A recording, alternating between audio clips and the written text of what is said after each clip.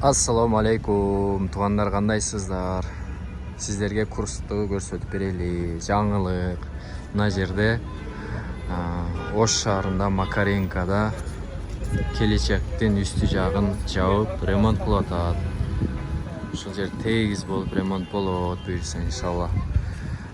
Дом бута жакты ремонт кылып коюшту. Ал жак жабык эле бир жума болуп калды, ачышты ал жакты. Ал жак жабып, эми бул жакты ремонт кылып атышат. Сиздерге курсту көрсөтүп коелу. Курс мынакей. Рубль 94-төн